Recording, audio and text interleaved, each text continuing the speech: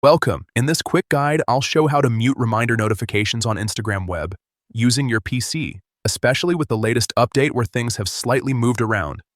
If you've been getting too many reminder alerts and want a quieter experience, this will only take a minute to fix. First, open your browser and go to Instagram Web. Then log into your account if you're not already signed in. Once you're on your home screen, look down to the bottom left corner. You'll see the three-line menu icon there. Go ahead and click on it to open the main menu. From the options that appear, click on Settings. This will take you to your account settings page where you can control different features.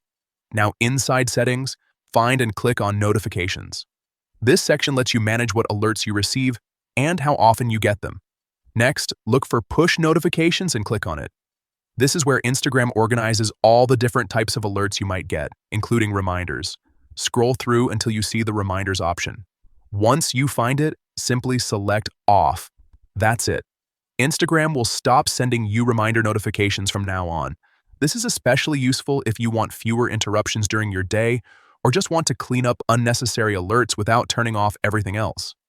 And just like that, you've customized your notification settings to better suit your needs.